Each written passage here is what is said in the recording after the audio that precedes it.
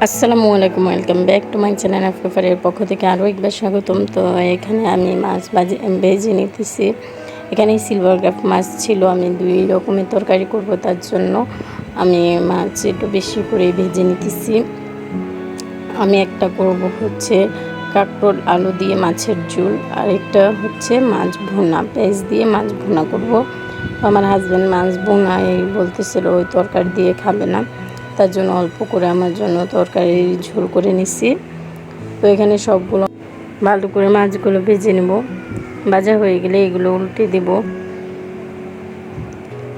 তো ওই একই কড়াইতে অল্প একটু যেইটুকু তেল ছিল সেখানে আমি কাঁকরোল আর আলুগুলো ভালো করে ভেজে নেব। আজকে কিন্তু আমি কাঁকরোল ভেজে বা সবজি ভেজে তরকারি রান্না করব, সেটার জন্য আমি আলু আর কাঁকরোলগুলো দিয়ে ভালো করে ভেজে নামিয়ে নেব, যেন অল্প সিদ্ধ হয়। বেশি সিদ্ধ হলে আবার ভালো লাগবে না। তো এরই মাঝে আমি কাঁকরোল আর আলু কুচিয়ে নিয়েছিলাম, সেগুলো ভালো করে ধুয়ে নিলাম। তো আগে থেকেই ধুয়ে রেখেছিলাম, আরেকটা ধুয়ে আমি এটা ভাজি করতে যাব।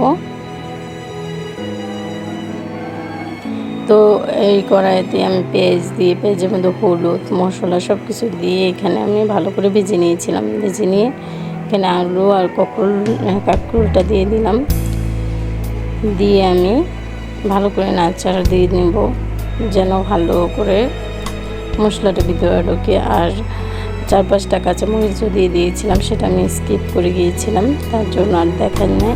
আর এখানে দিয়ে দেবো আমি ম্যাজিক মশলা, বা যে মশলাটা সবাই করে, তো এটাই আমি দিয়ে দিলাম এখানে। আর এখানে কাঁকরোলের ঝোল করে নিয়েছিলাম, সেটা আমি ভালো করে দেখাই নাই।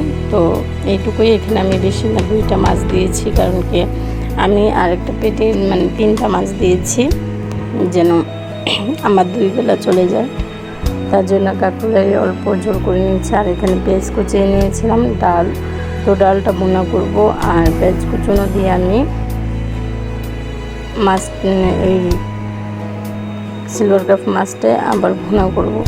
তো আমি ভালো করে ডালটা ভেজে নিতেছি, যেহেতু ভুনা করবো আজকে ডাল, তার জন্য আমি ভালো করে ভেজে নেব।